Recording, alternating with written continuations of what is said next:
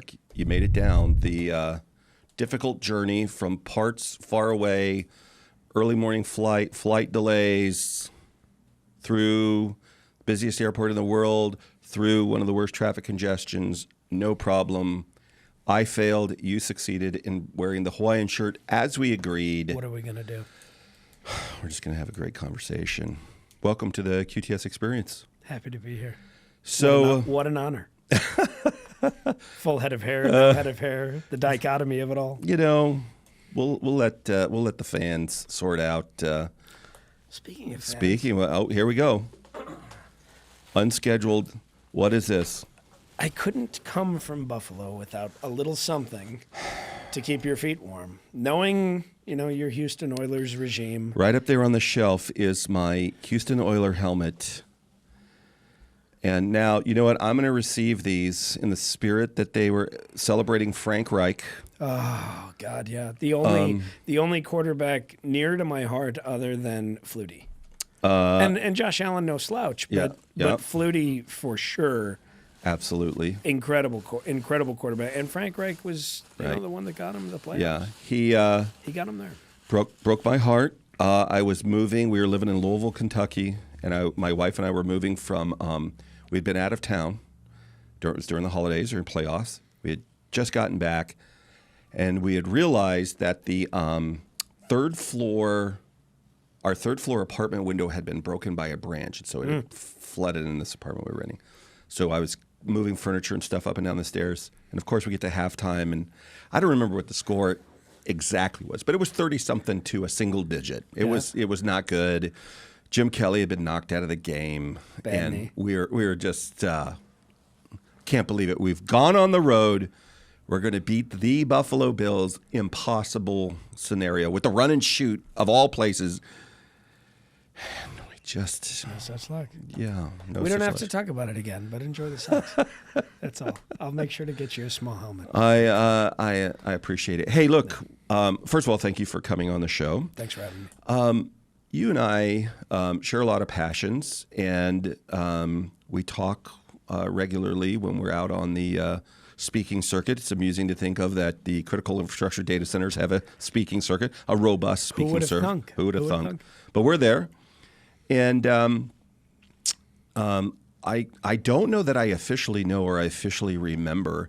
How did you get involved in our industry? Very few people do it on purpose, at least if they're older than 35 or 40. They, you being the exception at a sprightly 28, or some anniversary. I feel it. Some anniversary of 28. How'd you get involved? Yeah. So the whole speaking circuit thing, I got my start at the 7x24 Orlando event by accident. Somebody had dropped out. What's the 7x24? 7x24 Orlando. No, but for people who might not know what podcast or what data centers are, or 7x24. Interesting. Well, 7x24 is a business or trade organization within the industry that allows people to come together. Okay. And they have scholarship programs. They have internship programs as well. It's one of the groups I'm personally not a member of. I am an iMason. Okay. I am a Nomad Futurist. Also, other industry organizations. Along with organizations like AFCOM. Right. Many of them. Many. Right. All right. doing wonderful things. 7x24 is one of the sort of legacy. It came out of the not necessarily data center, but mission critical real estate kind of world, and it was a lot of and still is a lot of construction experts, but really the build and operate, not just the all the ancillary things. So you'll have a lot of anyway, but that's 7x24. Not as much on the vendor side, so Right. the manufacturer side. Data center world, the DCW folks, which I can never remember what their moniker is that identifies them. I don't know. Forgive me. And forgive me for that. But, the DCW folks, and I know I'll remember it all of a sudden, I'll just shout it out.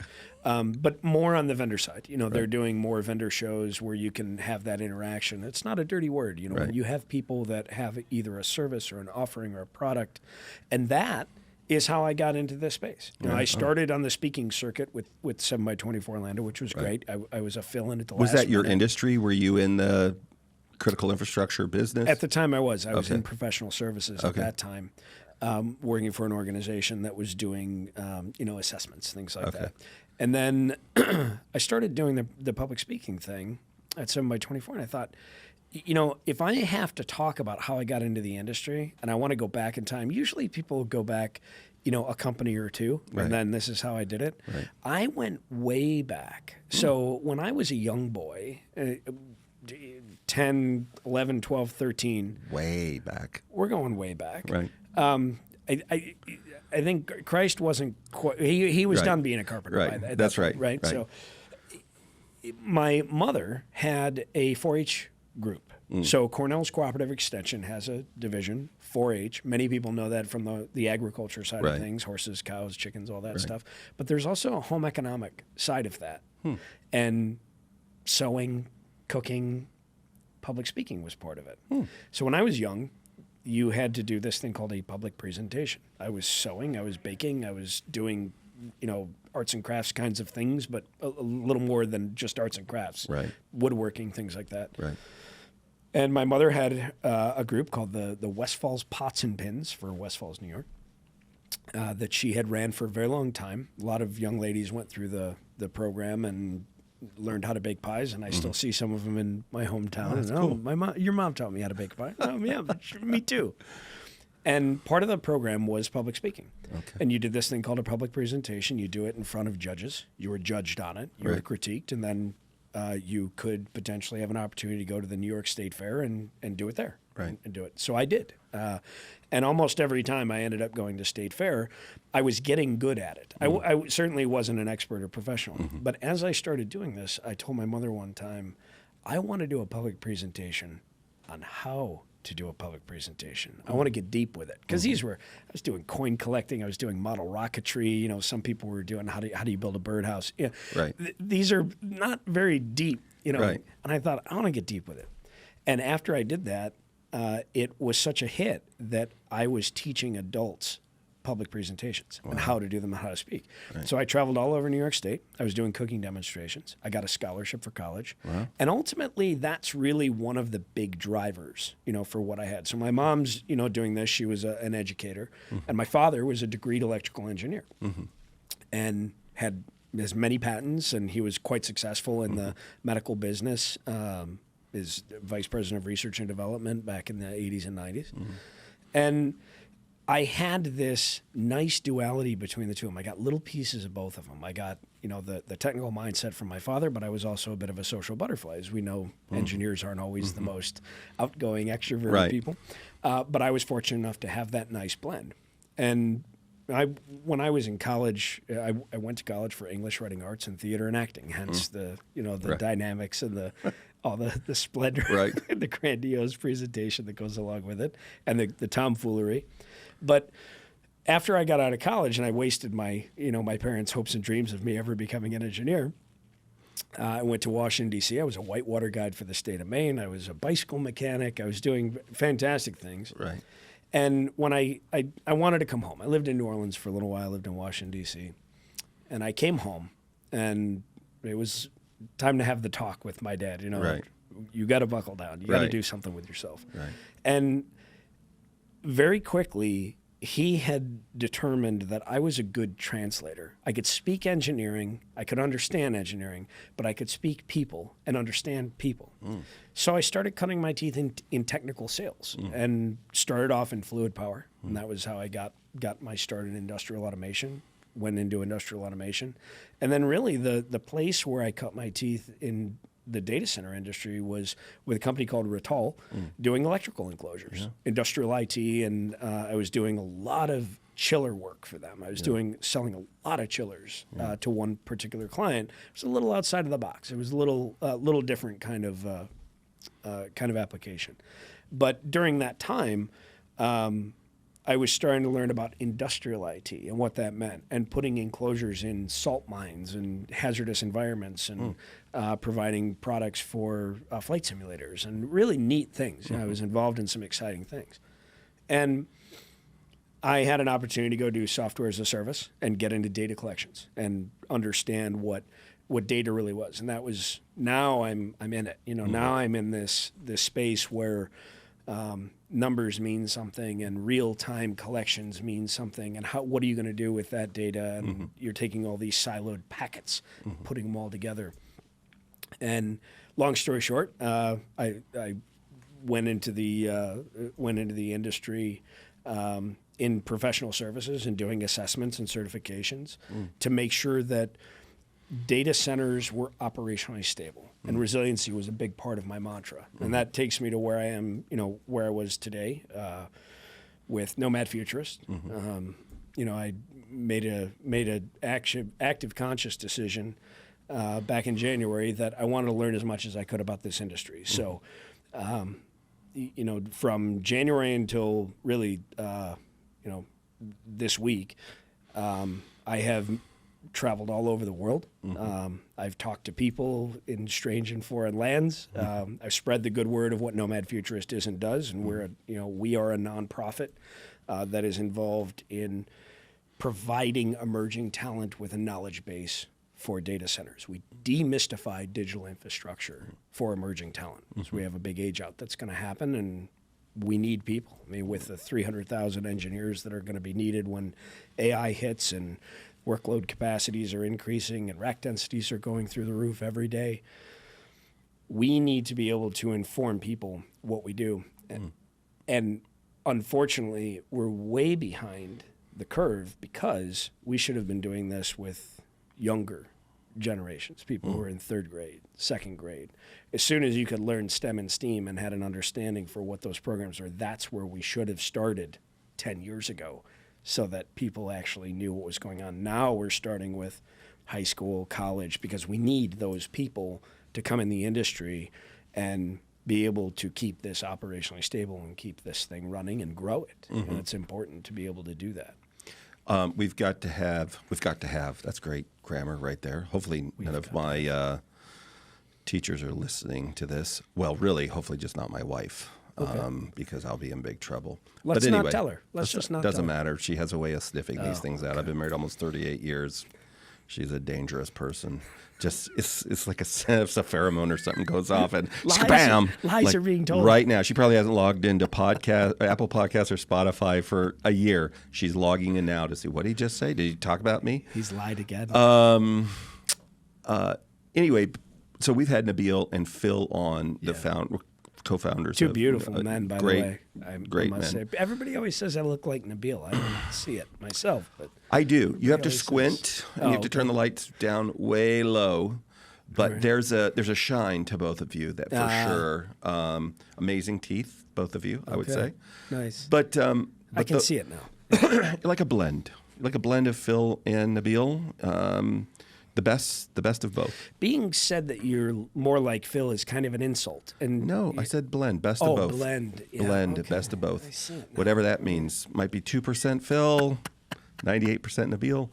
But so they've articulated that. But what I love when I hear, and I've heard you talk about this before, is sort of this, different paths, but coming to the same conclusion. One, more people should get involved in this. Two, I feel like there's a gap in, if you were to, and we're going to get to this in just a second, but there's a gap if I were to go to talk to somebody about, hey, have you heard of this thing? One, they probably don't even know it, even though they use it every day, 100 times a day. They don't even know they use it, but they use it. And they don't see a place for them. Or there's a barrier in their mind. There's a barrier to getting involved in, like, how would I get involved in that? Because I've preconceived, it's like being an airplane pilot or something, like, I could never do that. So you guys came to this, you came there, different paths. You guys have different journeys, but you came to the same conclusion. And then you also have this desire to articulate, look, you should join this thing. And then you have the skill to communicate that. One of the things I would love to ask you, though, is why do you think, so you talked just a moment ago about, look, basically elements of the economy or digital infrastructure or the modern economy, however you want to describe it. But we talk about artificial intelligence. When we talk about connectivity, when we talk about this stuff, there's no manufacturing process. There's no, if you're an artist building your own shop on Etsy, if you're a musician practicing in your home and putting your content together to publish it, self-publish it, or bring it to a band, like you're using digital infrastructure in general, data centers specifically, whether you know it or not. Or like it or not. Or like it or not, right. Indeed. So you're using these things. Yep. And so a lot of people don't really, they know they use their phone or whatever their device is, whether it's to be entertained or to be educated or to be prepared for an interview or to listen to a sermon or to comment on a social injustice or whatever, plan a flight, whatever it is, we use these things. And so how is it that you capture people's imagination as you're getting ready? Not just the tools. I think we'll come to the tools, but why do you want to connect their imagination? And then how do you connect their imagination? I've had really great life experiences. I've truly been blessed. I mean, I have done some of the wildest things you could imagine. This is a corporate podcast, Mark, so please rain the box of experiences you're going to communicate to within the box. My pants are on, Please. and they're not coming off. Thank goodness. We may or may not edit that. I don't know. It feels see how frisky we feel at the end of the conversation. You never know. That's true. As long as they stay on. As long as I'm in why charge of edit it, right? editing, keep going. As long as they stay on, no need to edit. I have had some of the greatest experiences that any human could have. Truly. I mean, when I was young, I went to Hawaii, got to experience that. I've been to Bali. My father flew airplanes when I was young. My brother got into flying. My brother was an aerobatic pilot, so I got to go fly with him all over the United States. I've had really neat You got to travel to the things. Midwest and see one of your favorite bands of all time and have a incredibly unique Wang experience Chung. there. Wang Chung. I did. Yeah. Saw Jack Hughes. I touched him and embraced him and communicated with him. Yeah, I'm probably the biggest Wang Chung fan that ever there was. Please People are Googling right don't now. edit Let's that. hope they spell it correctly. But Please, keep going. Please don't Keep going. edit that out. Yeah. So I've had these great experiences. I've been allowed to, endure some of these things. And the thing, it's going to sound really corny when I say it, because we've all said it, and everybody talks about this. My favorite thing about this industry that's very different than every other industry that I've ever worked in or for are the people. This industry has the greatest people in it I've ever experienced. They're intelligent. They're emotional. They're friendly. They want to help. Generally, this industry is filled with, I'm going to use a really good English word, gooder people than any other industry I've ever worked for. There's not this, it's not adversarial, even where there's false perceptions of competition. We're we frenemies. work together. Yeah. There are frenemies within competition.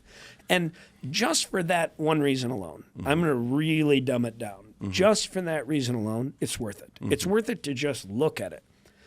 When we were at Data Cloud, Data Cloud is like a 7x24, like an AFCOM, or like Data Center World. It is an industry event where people go and experience conversations. I think their largest one is in Europe, in Cannes this year. Cannes and Monaco before. Yeah. Monaco, and then they have one in Virginia. I'm sorry, in Austin, Texas. And it's coming up in a couple of weeks.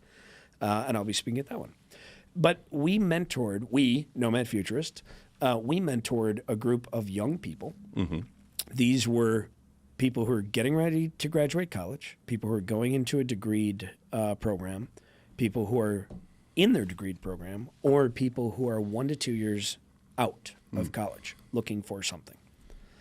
And these were really intelligent young people and fun, dynamic, energetic, curious. And the one skill that they desired to have the most was, hey, how do I go over there and talk to that guy? And I feel like that's the thing that we miss in this industry with people coming in. Maybe we need to pay more attention to them. Maybe we don't need to have headphones on everywhere we go, looking down at our phone everywhere, because we're missing human interaction, we're missing that social interaction. And it's becoming more obvious with people who are getting out of school, who are in school. And I mean, my girlfriend Kelly has 2 2 little girls, Brooke and Paige. They're 6 and 8. And when you go into their school, you see this disconnect with children. Now they're not dialed right in, and there is some electronic equipment in classrooms that are learning aids, and I'm not trying to detract from that. But it's not as social a thing as when I was a kid. Like, here's a potato sack, go play with it. Right. No, now it's a tablet, and you're going to push it, and now there's computers. And I think when I was in 6th grade, that would have been 1986. You were probably 40 then, right? Something like that. Was I that young? I don't remember. Yeah, probably mid-40s, I'd give you. I was jumping out of airplanes and helicopters. So much cooler than me. Yeah, they wouldn't have let me do that at 13. Not for long. For a while, I had Velcro on my stripes. But our computer lab were Apple IIe's. Right. And that was the first computer lab any school had ever had. We were excited when we had Sparks at ours. First time we saw Sparks. Fire! That's amazing. You had real electricity. That's pretty cool. Oh yeah. You're with a flint and steel. Yeah, the old flint and steel fire making routine. Yeah. And then you found the bow. Imagine that. Yeah. But the interactions that we're having, going back to the original conversation, that's something that, number one, the best way we have to talk about this industry is word of mouth. It's unfortunate till we get a Super Bowl, till the Bills make the Super Bowl and we pay for the Super Bowl commercial, which, by the way, Buffalo needs to have a data center. We can talk about that later too. Okay. But until we get Super Bowl commercials, it's not going to be the sexiest thing on the planet, right? But we, you and I, you more so than me, have to make it sexy. You've got to tell people about what this industry is, what it does, what it can do. A really cool story. Phil Lawson-Shanks and I go to Sandusky High School. You've heard this story a million times. We go to Sandusky High School. Now, Phil works for Align Data Centers, and he's an evangelist over there, among other things. I think he's the Chief Technology Officer or Chief Innovation Officer? Innovation Officer now, I think, something like that. But he's been around. He's been with Edge Connects, and so industry expert, our good friend, and a very amazing beautiful man, too. Communicator. Very beautiful voice. Has that. He's got the British radio voice, so it's like a double whammy. He can throw hard, heavy Scottish, and as a Scotsman himself, he can really. Oh, is he Scots? I believe so. Okay. He's told me that. I don't believe him. I don't know. Think he can't lies tell. About it. I think he Arkansas, lies about Scotland, something. I can't tell. It's all haggis from here. Yeah. But anyway, Phil. So we go to this Sandusky High School, and it falls right into what you're asking about. This is a trade school, okay? Sandusky High School. Half of the school is skilled trades. The other half is reading, writing, arithmetic. And the half that's skilled trades, I'd say there are like 85 students. They come in, they listen to Phil talk about Aligned Data Centers and what this thing's all about. And coincidentally, Aligned is building a data center across the street from the high school, so the school bus is driving by this thing every day. And the coolest part about this was that site used to be a General Motors bearing plant. All of the people in that school, the teachers, the students, everyone, knew someone who worked there. Grandma, grandpa, dad, mom, aunt, uncle, brother, somebody worked there. Right. And the energy that we were trying to bring to this was, hey, you could go work there too. So now I've got this really cool community engagement piece that we sort of overlooked before we walked in the door, right? Phil, I think, knew we were going to do this. But anyway, I challenged everyone in the room because they're skilled trades. So the programs they have are things like CNC, programming, machining, electricians, auto techs. They have an aviation program there. They fly drones, they fly airplanes, they're doing A&P, mechanic work. They have a cosmetology school there as well. Long story short, I challenged when we were leaving, throw out some career path that you're on or that you have in this school, and I will apply it to digital infrastructure. Challenge me. I accept the challenge. You just start yelling them out at me. Right. This one young lady was going for a psychology degree. Now, as her fallback, she was welding. So to pay for her psych degree, she's going to weld, and it could be a great fallback for her too. And she was the first one. She said, psychologist, really glad you asked that.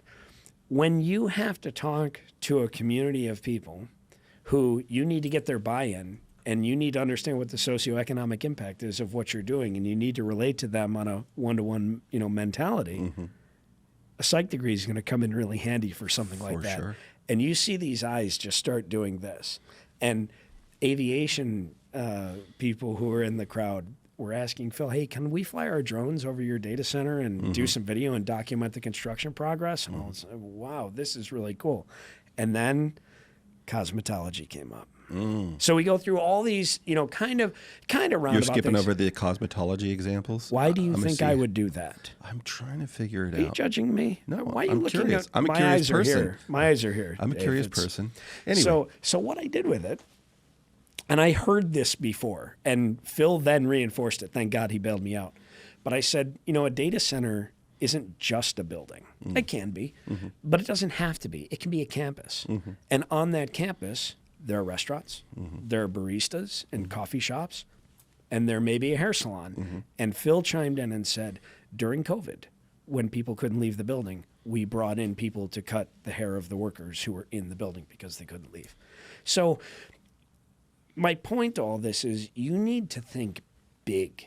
And if you really want to be in an industry or in a space that's going to give back to you what you put into it and more, tenfold, it's not just about going to school and getting an engineering degree and sitting down with a slide rule and a T-square and doing engineering work in a classical sense.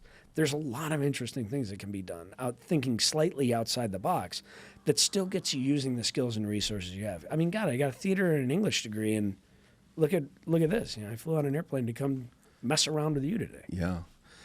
It really is pretty incredible. I love to do the same thing. Kind of teasing on some of your themes there. So data, that psychology degree, we're moving at such a speed and such a scale that not only is it connecting with the community, organizations like ours, probably Phil's, have a lot of friends over there at Align and other facilities. There's a lot of pressure. There's a lot of pressure in the world before you ever come to work. We're in interesting times. We're in its own flavor of hard times. Stuff at home, stuff at work, just stuff. And so in our world, at the pace we're growing our organization, the complexity of tools that we're onboarding, the scale that we're building these, not just the facilities, but the whole operations. And it's the economy of the whole world. If you think about it, there's no idea really that isn't digitized. And if it's digitized, it's in a data center. So it makes them the most valuable real estate on earth. The MRI that your team is looking at to hopefully come up with a path forward that gives you the best quality of life or rescues your child or whatever, or they're looking at data voodoo dolls like you to say, look, I know how you want to eat. And I know there's all these books, but we can look at, these 5 million people or whatever, and this is how you, and so all of that's digitized. It's all in infrastructure. So we're connecting to that. And you need people that can help your teams talk to each other or manage through stress, be that first line of defense. Just like in the military, you have so many, you need clerks, not just my good friends over there in the Marines that do their things. We let them go in first. We jump in the helicopters and aircraft afterwards. We let the Marines, they're enthusiastic. Just go, charge the hill. But no, seriousness, all these different groups come together to serve the greater body, and they play their role. And there is, just like in the service, there is essentially not a civilian job, haircutters, trombone player, everything in between that you can think of. Did you know I played trombone? I did not, but I always wanted to be one of the Navy corpsmen. Indeed. Somebody told me that your job was to hang out nurses and pass out drugs, and I thought that would be really good for me. My first instinct actually was cook. I'm built like a cook. Delicious. But no, they tried to talk me into that, but I couldn't get in the Navy, so I joined infantry. But that's the thing. And so and then back to your pilot question. So we're rolling in, our organization, many organizations use AI, and there's a number of ways we're experimenting with that. And it's not to replace anybody. It is either to augment, that's right, or in the same way that when tomato harvesters, there's a famous story out there, I've talked about it before, but tomato harvesters came to harvest tomatoes back in the 60s. They were developed. There was a big lawsuit in California that said, you use state funds, you've displaced all these people. Actually, what they did were a few things. One, the innovation labs of multiple universities got involved, and they created they bred a new tomato. Yep. Not a we're not natural tomatoes, just kept crossbreeding it through natural things to make it firmer so they could pick it. It was a little bit less tasty, but it was firmer. So you could pick 1,000 of them in a day. Yep. And they invented a whole industry of super soft, boutique, hand-picked tomatoes. They also invented the whole mechanic shop that had to service the harvesters. Yep. Most of the people, they still had a few inspectors, but most of the people got bumped up to cannery and to other jobs that paid exponentially more money. They drove the cost of tomatoes down. Now you have by an industry. Multiple factors. And now tomatoes are so affordable and so available, you can ship them around the world, which they did. Like, were there consequences of people having to shift jobs or whatever? You know, famously up in Buffalo, you used to load up a cart pulled by horses, drive it up to the lake, saw out blocks of ice, take them to a big building, and when refrigeration came along, you displaced all of that. Yep. So the horses now are running free, pulling Budweiser trucks or whatever they were doing. But all those people went and did other things. Plumbers, refrigerant, whatever the different things were. And we would say, gosh, I can just stick my hand in this box here in my house and I don't have to, do this stuff. But when it comes to drones, so now we've got AI tied into our system. And instead of here in Georgia, we get hot. Like you get cold and windy in Buffalo, we get hot and humid. Yeah. As I learned this 2 weeks ago, not Houston hot. That's real hot. Oh, yeah. But this is hot. Louisiana hot. Louisiana, New Orleans. That was Oh, my ridiculous. gosh. Stagnant air hot. When I was there. 6 months of the year, amazing. 107% humidity. Another 6 months scratching your scalp wondering, what am I doing here? But you got my AI tool that tells the drone, hey, go up there and fly that roof. Don't put 8 mechanics on it. Yeah. I want a fleet of drones, 3 of them, to go fly with IR cameras and inspect the roof looking for thermal anomalies. When you discover an anomaly, we're not sending a robot up there. We're going to dispatch people that we've had to train so they get more money or whatever. But instead of now that I've gone from 1 million square feet to 4 million square feet on a campus, I didn't multiply my people by 4. I might have multiplied them by 1.8 or 2. But I've tied these technologies together. And then what's really cool is these kids or young adults. My nephew is in Air Force now flying drones. They come back and say, if you did this, if you added this feature or you changed this or did it with Oculus or whatever, you could do these 7 more things with it. Yeah. You're talking about, so we talk about this next advent of the Industrial Revolution, right? Like AI is the 5th generation, right. the 5th interval of the Industrial Revolution. But this is it. I mean, this is the industrialization of the thing that existed before it. And we're always advancing. I love when people bucket or they think that this is the evil or, this is doom and gloom, because all you have to do is turn your phone off, don't order anything on Amazon, kill Netflix, do all that, because I guarantee if you go in your grandparents' basement, you still have VHS tapes down there. Pull out the VCR. You can watch all your movies the same way you always did. But no one will, because we're an instant gratification society. We must have it now. We want it now. I do. And I'm happy to have it, but I want it to be as seamless and painless and effortless as possible. I don't want to tax the environment. I don't want to create a bad planet for anybody's grain. I don't have children of my own, but I certainly don't want to create doom and gloom across the planet. But, just like your tomato story, people complained because these 5 people are going to be out of a job. Well, what about the 10,000 I just created? They sued him.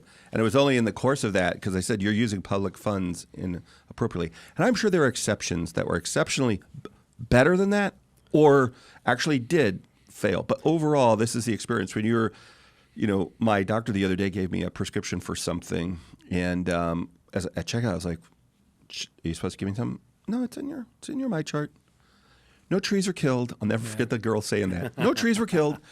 And even when we go out on these things, I don't hand out cards anymore. Just connect with me on LinkedIn and whatever, or QR code or whatever. I don't how do we get, there is time and place to use materials. We're to be stewards of it. It's not to make anything something that you don't use necessarily, but be good stewards of it. We're good stewards of it. But let me ask you this, because we could go through these examples all day long. So now you've had this epiphany, you've been in the industry, you dig it, you've gotten this, you've developed a skill of communicating, you've got this natural intuition of the translating, and you're just telling this experience up in Ohio with you and Phil and whatever. How do you, when you think about that now on the larger scale, whatever institution you're with, and we're going to get to some of those in a minute, why would, let me get to how. How would you go to somebody and say, because in that one, either you're invited or that was a narrow application, but how would you help people connect? And then I guess one at the back end of that, like, and why should they want to be part of this anyway? So take it from there. Sure. It's the biggest problem that we have is the spread of this information, again, is word of mouth, right? That's the biggest problem we have. Until we get Super Bowl commercials, I've said this a billion times. I've probably said it 6 times while we've been sitting here, but the problem is it's word of mouth. So I take every opportunity I can, personally, even during unemployment, to go out and talk to people about what this industry is, what it does, at every opportunity. I do tell the story about when I was at 7x24 and I'm walking by the pool, 2 years ago, and I hear somebody say, "Oh, what are you here for? You on vacation with the kids?" "Nah, I'm here for a work event." "Oh, what do you do?" "I'm data centers." "Oh, what's that?" "Well, I'll tell you, but I have to kill you." Or, I'll tell you, but you aren't smart enough. Right. Well, shame on you, because now you had a golden opportunity to share what you do. And that's your livelihood too, by the way. And 2 different people said the same exact thing. And I'm, walking from a lounge chair to a bar, and I hear the same thing said twice, and I wanted to turn around and smack them. And I had to rewrite my entire, my entire discussion just based around that shame on you for this industry. That was one of the things that actually spurned me into this, that thrust me into this initiative to say, if your family, if your children don't know what you do for a living, shame on you. And I'll take it another step further. When their friends come over to play, if they don't know what you do, shame on you. Right. And double shame on you if they have a video gaming system in the house and they still don't know what you do and how your role in this ecosystem plays out with what's going on. And I mean, there are all kinds of things that happen to make sure that those don't shut down and they're operationally stable. And I love stability and operational resilience. And, coming on board with IDCA is I think this is a super sexy title, by the way, if I can just say it, out loud. But I think Chief Certification Officer for the International Data Center Authority, it's about as sexy as it gets. And someone could come in the industry and make it up too. It's just a made-up thing, right? And all I want to do is go help people. So you're the CCO. You're the CCO IDCA. That's a lot of. CCO IDCA. That's a lot of letters. Yeah, I like Feels saying like it's a it soup. out. Oh, it is. Kind of like an alphabet soup, but not I a like good it. soup, like No, it could something be in good. Germany that's made out of. You gotta taste it first. See how you like it. But spicy. Could be spicy. Let me ask you this then. So you've got this passion. Yeah. Word of mouth is the. I'm with you. Most of our industry, or many, not on the speaking circuit necessarily, not on this events, but certainly the preponderance of the employees at an organization like ours are introverted or introverted light, engineer-ish. Yep. Which is not to say they've got formal training, but they've been trained in SOPs and EOPs and MOPs and this kind of stuff. And so they don't think of it necessarily, they think about it in electrons or moving packets or whatever, cosmetology. Yep. Instead of, man, I'm so glad I'm part of this. And here's why. Here's how it benefits me. Here's how it benefits my family. Here's how it benefits my community. Here's how I want to make sure I influence its impact. And so how do you help people first see the need to be essentially evangelists? Now, here's what scares people. Whether you pick up any great religious teaching or whatever, people are like, oh, I think what you want me to do is stand with a placard out on the corner or go to some foreign country sign, right? or something, whatever, right? And that can be very anxious for anybody, as opposed to tell my personal story. I'm in this, and here's why. There are people everybody has skills. It doesn't matter who you are or what you do. Everyone can do something. If you've got breath in your lungs, you can do something. You don't have to speak. You can just do something. And I try to let people know that maybe your part of it is just working 9 to 5.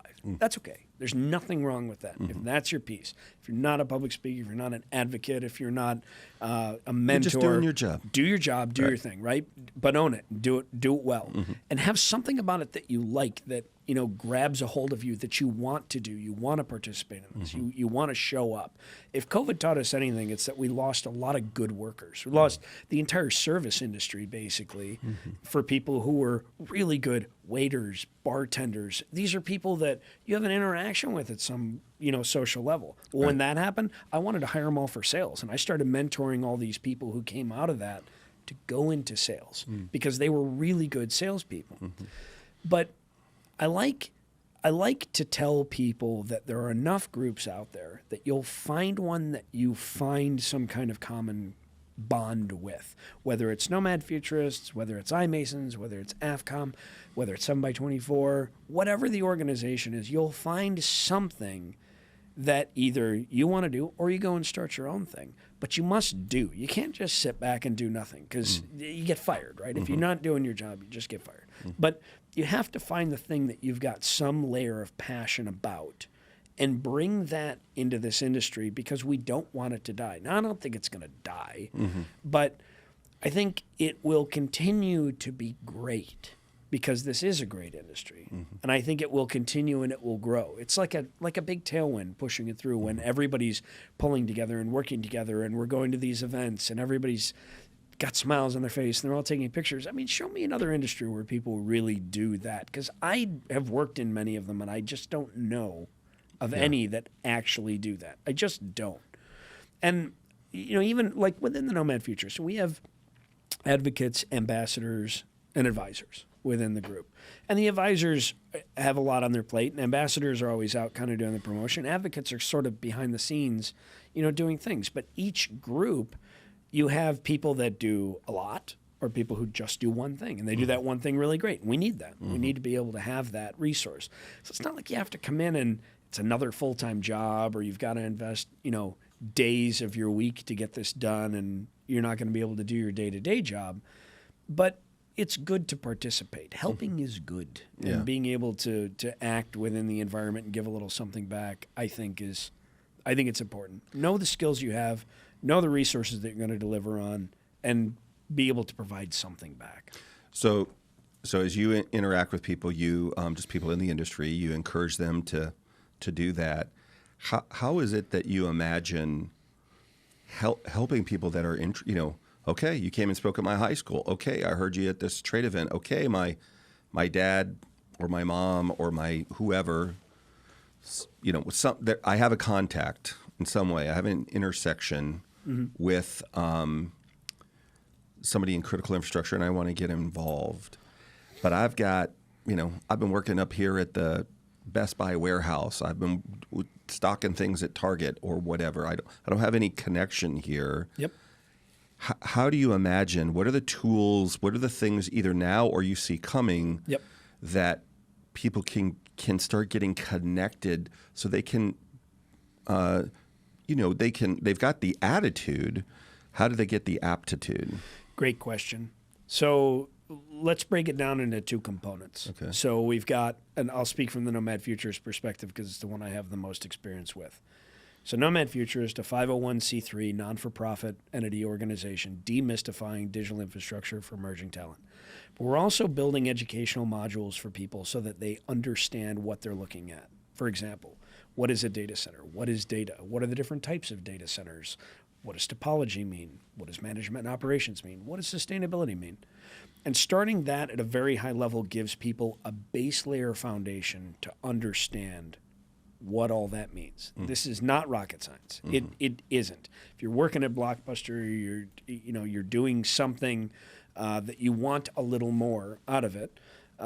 These modules are designed at the high school level to get high school, college, and post-college people, or people who are in transition who came from another industry like me, to tell them what this industry is. What are the components of this that make it what it's all about? Now, after that, there are organizations that also, like IDCA, International Data Center Authority, that have training, certification, and accreditation programs that allow you to take a course and learn specific technical disciplines within that course so that when you graduate, you have a certification or a stamp, some kind of accreditation that then professes you to be an expert in that discipline within the industry.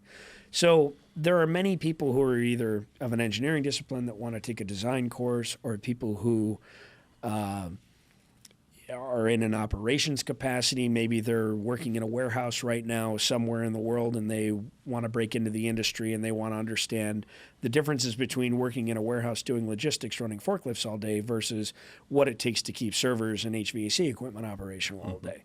And it's a very linear path. There's not much difference between the two in day-to-day function. You still need to understand processes and MOPS, SOPs.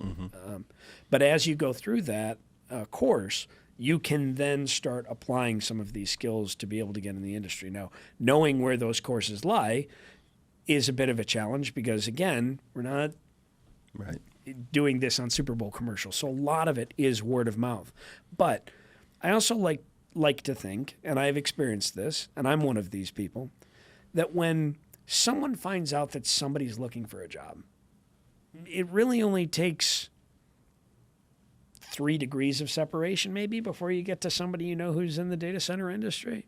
And if so-and-so says, hey, my kid's looking for an internship this summer, and I say, hey, I'll get you in with an internship with QTS or Dave McCall's looking or whomever, being able to direct them to this industry before another one gets them in front of good people. You get some good skills and potentially a good, solid job and a career path to progression, whether that's in management, whether that's in supervisory, whether you want to be a CEO, whether you want to be in sales.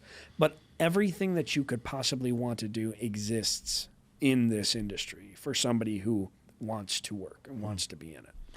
So we've kind of danced around this. We talked about all kinds of, just like in the military, there's just almost an infinite number of types of jobs. Some are in more demand than others. Okay.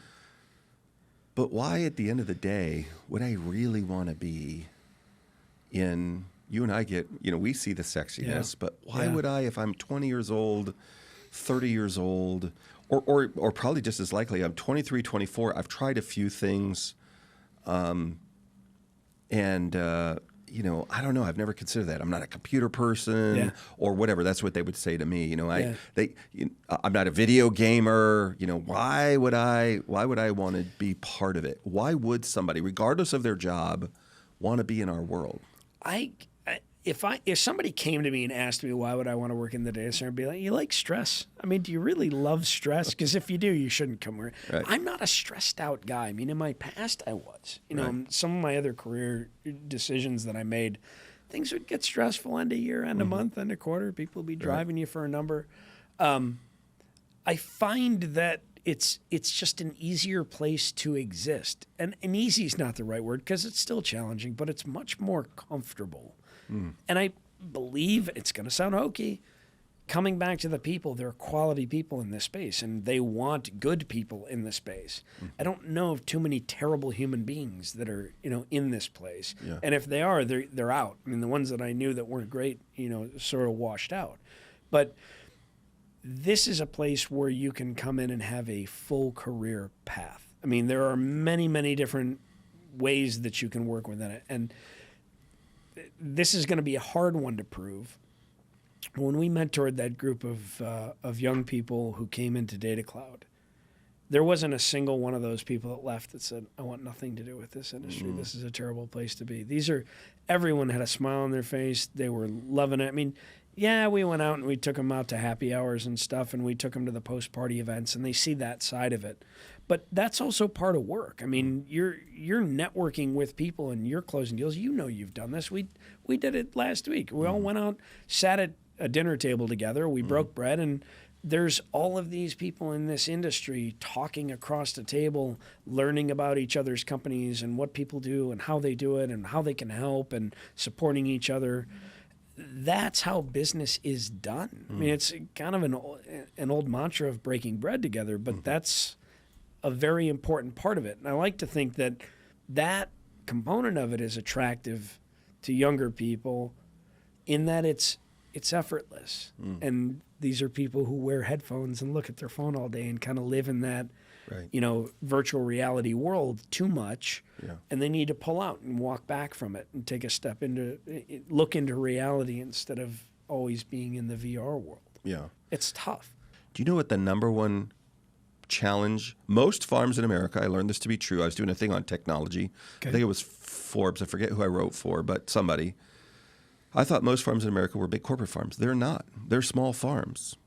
And most of the time, the big corporate farms don't interfere with the small farms. I just bought into this story that I've been told. My research, such as it was, showed me differently.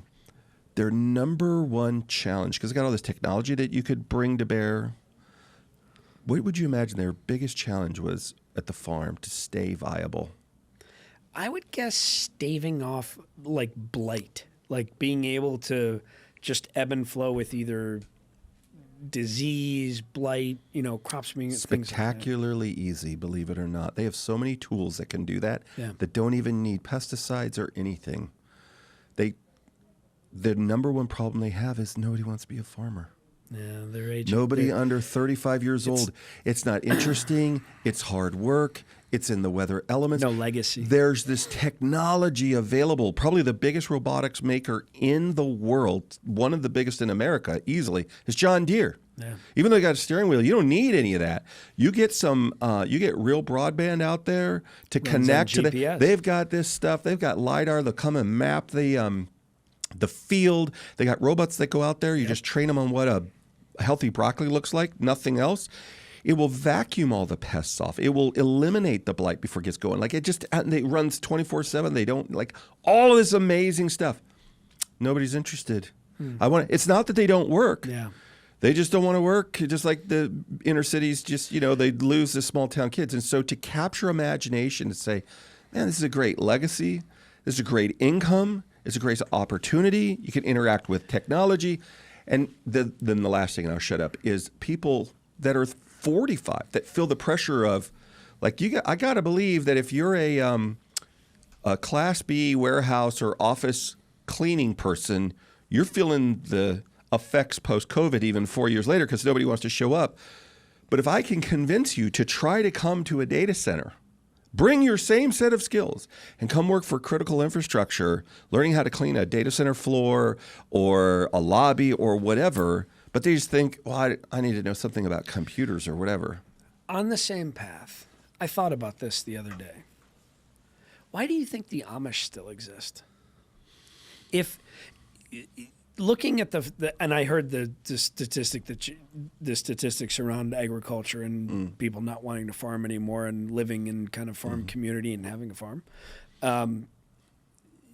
non-working farm. Mm-hmm. Why do you think the Amish still exist and work, knowing that at any time they can? And I can't remember the name of the effort that they can do where they leave, the Amish community and they, go out and wear, modern day, United States cultural appropriate clothing because they like it. Well, they like their culture. They want to protect. They like the lifestyle, and it suits their retention rate is pretty darn good. Yeah. So why can't we figure it out with farmers? Where do we? I think it's the same challenge everywhere, which is how do I capture your imagination to do this thing? And I'm not an expert in the farming, but let's bring it back to data centers. Why I want to attract people to come and do this. Mm-hmm. At the base level, the more we use, the more we want. Yeah. The more we want, the more we make. The more we make, the more we use. The more we're not, whether you're a 8K TV or you're leveraging these tools to help causes much greater than yourself, wherever you are on that scale, probably like all of us, it's interwoven in a variety of things. You're demonstrating, which is a right I love in America, peacefully demonstrating to voice your dissatisfaction while how something's going, maybe even data centers. using a data center to communicate with Live people. stream it. And I love it. Look, that's the great, as far as I'm concerned, Hypocrisy freedom of knows no speech that bounds. leads to freedom of assembly. I think it is the most beautiful thing in the history of the world. So It's I what want to. separates us from the others. It certainly is, I think, one of the foundational, if not the foundational thing, and all other rights flow from that. Absolutely. In my opinion. But what I was just going to say is that, so whether it's an economic reason, while parts of the world are struggling because either technology has become irrelevant or the economic circumstances in which they're trying to operate or it's not interesting anymore, you've got other industries like our industry that the more we consume, I want it, I want it, I want it, I want more. How does it make my life more efficient? This AI boom that we're seeing is not human beings using AI more, although there is some degree of that. It's machines using AI more and talking to other machines. It's your refrigerator, no joke, talking to your microwave and talking to the shopping apps and talking to the smart devices. And they're doing things, and they're getting better and smarter, and on and on and on. And so you're going to help program that, like whatever you're going to do. So to be part of that world is to be part of the economy. And if you're not connected to the economy, how can you possibly raise your family out of poverty or whatever? Now, if you've got all your money and you want to move at a disconnected pace in a much simpler way, do that. I mean, if that brings you joy and health, do that. And there are plenty of examples of that. But for most people, the way that you help yourself is get connected to the economy. I was told once by Beth Saccone, TJ Saccone's wife from Stack. Yeah. And Beth works for... TJ is a great guy. I don't know Beth, but I know TJ well. Beth works... And I don't want to get it wrong. Okay. I thought she worked for AWS or something like that. Somebody in the industry. And Beth was an educator before she came into the industry. And, you know, TJ's doing the Nova education stuff, and he's got a nice curriculum Nova going, being Northern Virginia. Northern Virginia, yeah. Right. I'm glad you break down all the acronyms for me because I'm usually the one that does that for everybody else. So thanks. I like that. But she and I were talking one night. She wanted to know a little more about Nomad Futurist and what we were doing and how we were doing it. And she said, are you having a lot of success going right to the young people? Are you having a lot of success going right to high schools? And I'm like, I don't know as though I can measure the success yet. And she goes, because you won't. I'm interested. All right. She goes, how do you think that you'll have the best success? And I'm saying, guidance counselors? But no, this is kind of like your farm analogy. She said, you have to go to the parents. Oh, yeah. You must 100%. Go to the parents in order to be successful. And I thought, my dad was an engineer, and then he told me, taught me everything that I know about anything technical, oil changes, and built an engine together and built a 500,000 volt Tesla coil for my 6th grade science fair project. This guy taught me a lot of the foundational stuff that I have. And there was a lot of things that I bucked as a youth because I was headstrong. I thought I knew better than everyone.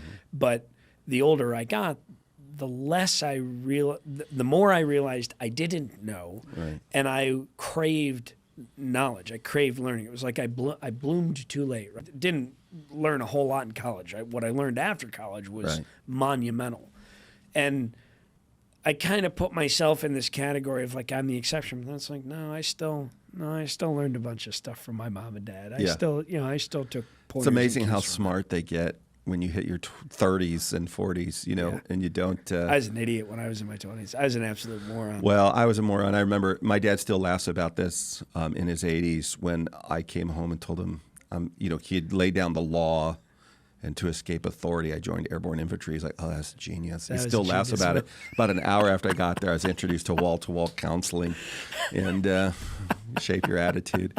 Probably about 3 weeks in, I was like, Drill Sergeant McNair, I don't want to cut I my feel hair. like I'm a man now. Appreciate it. Can I go home?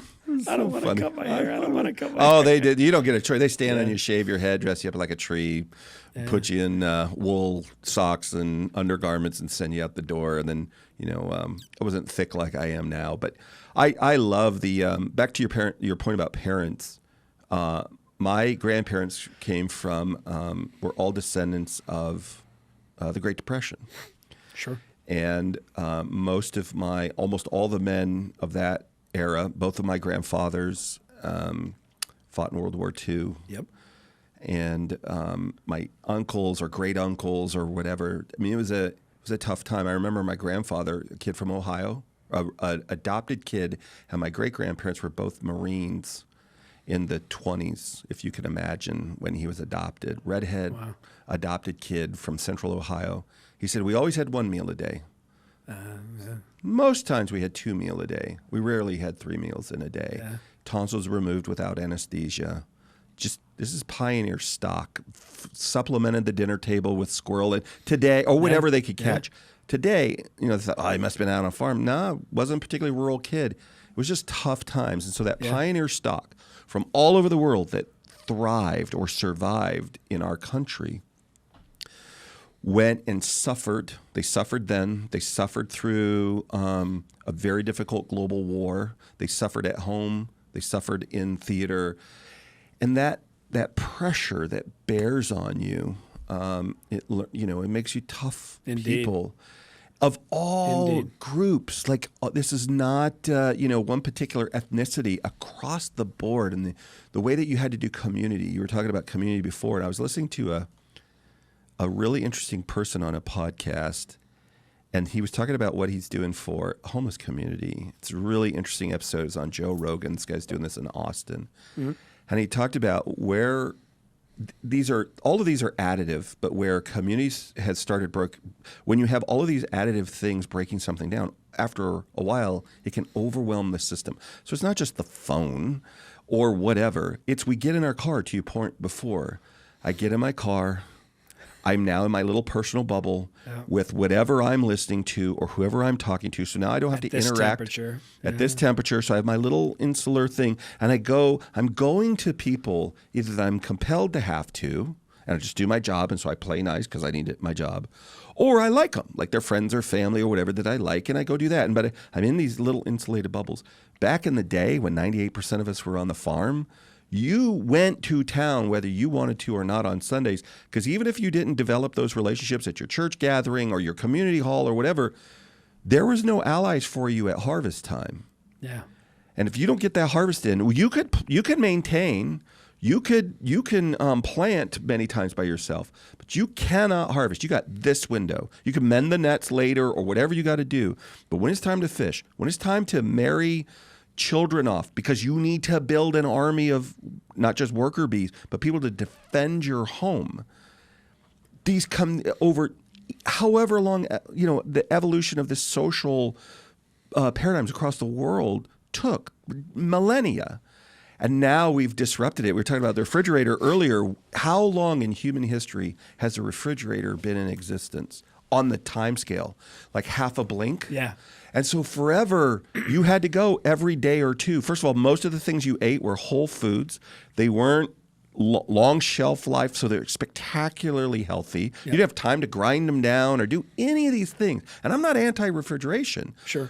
But it's just another thing. You'd have to go to the marketplace. You'd have to barter.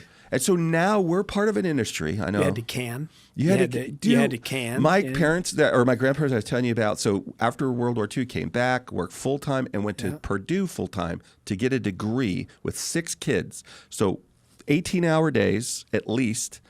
Purdue, no slouch engineering school. Then once he graduated, loaded the crew up from, at that time, Indiana, when he graduated from school, to the Bay Area. My mom's family from Iowa emigrated to the Bay Area after World War II, which is where they grew up, what is now Silicon Valley, literally first graduates of Santa Clara High School, which is the heart of Silicon Valley. And they would just talk about these experiences. And I remember coming to visit them. We'd come down, we were in the mountains of Santa Cruz, and we'd come down, and my grandparents were canning cherries and this other stuff that they grew lemons and limes and other things in there. I'm like, why are you canning all this food? You never forget going hungry. You never, ever, real hunger. You don't know when it's coming from again. They save money. Like, it was incredible, this experience. My parents still can peaches every year. Yeah. I mean, it's wild. And I Great Presidents of the United States song, by the way, Peaches. If you ever get a chance, check it out. Peaches, that's it. There we go. Keep going. Millions of peaches. We're not going to sing it. So now for sure I'm going to have to edit some of this. Keep going. That'll be edited. I wonder if things would be different if people experienced the suffering of that generation, because we talked about the suffering component, right? There's an interesting fact. Somebody said this, talking about the agriculture thing. I don't remember if we talked about this at dinner the other night, but somebody asked me, the generation right now, whatever we're going to call it, I don't know what it's called. So we had the baby boomers and the Gen X's, Gen Z's, and all the millennials. You know, the generation before the millennials. They said there was a study done, and they tried to recognize which generation, this generation, was the closest to in history since we've been generationalizing people, right? I'm picking up what you're putting down. Do you know what it is? No. The generation right now? So people guessed all over the place. Nobody guessed it. The generation today is the closest to the greatest generation. The World War II, the Depression era. And the first question I asked is, how could they be so close to that generation without the suffering component? And they couldn't answer that question. So I'd like to know what the commonalities are. And I'm not saying that it's not true. In fact, I see some of that. I see like they have certain skills, they have certain values. There are things that they're a little more compassionate about, or that they take a little more old school approach to, without the suffering component. And to me, that's interesting. That this is the evolution. We're going back to the beginning again. If I had to guess, I would guess the generation of the 20s, just before the Great Depression. There was a lot of... That's what they're defining the greatest generation. Those who served in World War II would be those who rode out the Depression and understood the suffering component. But the reason that they did many of the things that they did is because they knew what it was like to go hungry. They knew what it was like to have certain skills to survive. And that may not have been, stabbing rats with a knife in the streets. That may have been, I can shine shoes better than the guy down the street, so I'm going to shine shoes. Or I know how to fix a gasoline motor. I'm going to hustle. I'm going to hustle to feed or get something done. I'm going to barter. Demolish. I'm going to build. They have this skill. I'm a bricklayer. I mean, as a mason, that's a lost art. I mean, there aren't many left, like farmers. Skilled trades. All of them. Dying. So you have to know how to do the skill to survive now. So I know how to plumb. I know how to run my own electrical in my house. But my father taught me this stuff. I learned it over time. And I also had an interest. And the people who just don't have the skills and can't do an oil change on their car, kids today are starting to learn how to do oil changes again because they want to learn how to do it. Now, the problem is the auto manufacturers are not designing cars to be rebuildable. They're scrapping them. They're throwaway. You can't just go to a parts counter and buy a float and a needle valve for a carburetor and rebuild it.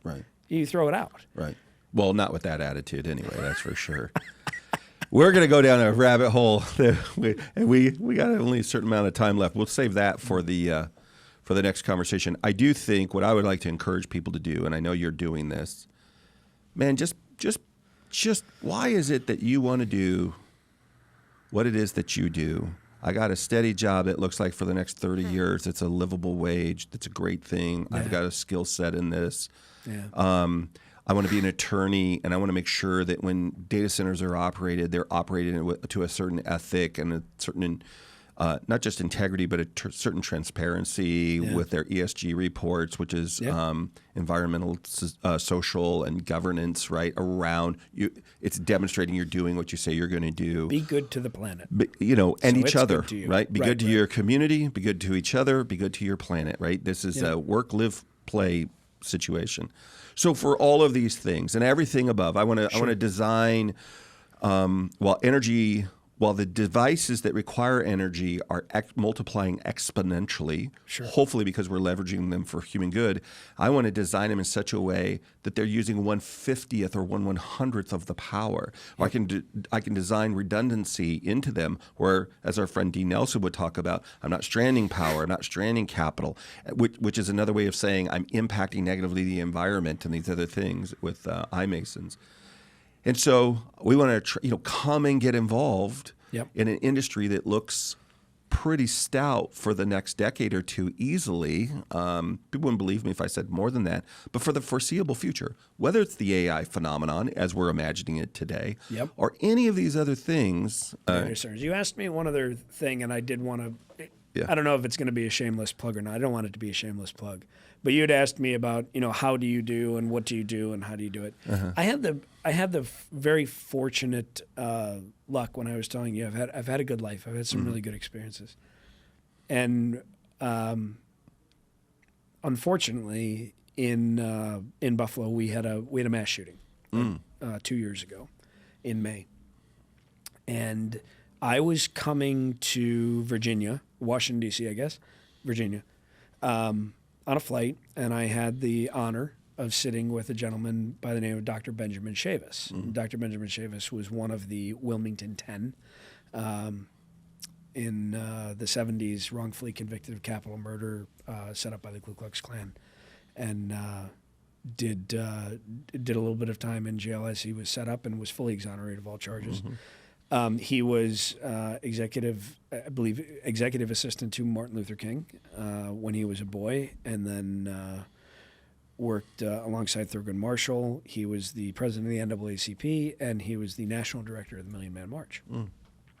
So an interesting guy to have a conversation with. He's also a supporter and proponent of our industry as well, I came to find out. And he has a television show called The Chavis Chronicles. It airs on PBS on Sundays. And I filmed an episode with him in Washington, D.C. Okay. And we talked about diversity and equity and inclusion. We talked about how we get things right, why we get things wrong. We talked about Nomad Futurist. We talked about some of these things that are happening in the industry. But, part of my pitch is I try to put my money where my mouth is, even when I'm not making any, right? Like I still try to do good as much as I can. I'm not the nicest guy in the world, and I'm not the best guy in the world, but I try real hard to do what's right and do the right thing. And I was pretty honored to be on the show and spread the word on, national affiliate, on PBS, to be able to talk about our industry and try and break down some of the negative perceptions that the media thrusts upon us about being energy hogs and water hungry and noisy and all this other stuff. That I gave local media an opportunity to set the record straight, and nobody wanted to take me up on it because blood in the water sells better than facts, right? And he took the opportunity to bring me on a show and talk about what our industry is, what it does, what it means, what we're doing for education, things that we did in Sandusky, Ohio, et cetera. And I had a lot of respect for him. He's a good man, and he did great things by us and by the industry for talking about this topic. So that's one of the things people you can do. If you can do, go do. And it doesn't matter what it is, but that was something I could do, and I did. And while you are uniquely talented and comfortable going on a large, a program like that where you could get in front of cameras, but it started with sitting next to somebody. You had struck up a conversation on an airplane, and at some point, let's hope connected to a data center. But at some point, somebody asked you, "So what do you do?" And you're able to articulate, "Here's the big idea, and here's why I love it." And if they can connect with it in some way, I think the next level of that is, and this is why you should love it too. And There's that full circle. Right. Here's why I love it. I think you should love it too, at least the existence of it. And thirdly, look, if you got somebody in your life that's looking for purpose, direction, mission, vets do so well in our industry because they get connected to something that's kind of a mission mindset that's got a strong purpose. We already gravitate towards order. And so now you get to have this conversation with this purpose. Whereas if you weren't, again, you didn't have to memorize some talking point. So I'm not trying to convince people that their natural thing is to go on a conversation like this. But if you could just in a one-on-one say, "Man, I do this," I think it's super important because it supports these things that lead to human flourishing. And I see a long trajectory of needing skills like mine to be part of it. And even as the skill sets or as the need changes, man, it's pretty accommodating. Once they believe in your integrity and your ability to learn, just like those tomato pickers. Yeah. It could change. I'll just move you to another spot. Usually a better, more, because now I got 1,000 tomatoes coming at me instead of 40, and it's better for all of us. Yeah. So, Okay. Mark, thanks for coming on today. Thanks for having me. We got to have a good first pass, and we should do this regularly. Once a week, you said? Not once a week. Oh, okay. But I need to investigate this whole Bali. How do you spell that? Ballye? Bali. No, that's the casino, I think. No, it's Okay. B-A-L-I. I remember that because they had No. the great buffet a long time Bally's. ago. Yeah. No. Something like that. I don't know what you'd spell. I don't know. You should spell different. Probably. Yeah. Mark, thanks for coming on the show. I appreciate it. Always a pleasure. Hey, if you enjoyed the show, like it. And if you loved it, subscribe. We'll see you next time, everybody. Have a good one.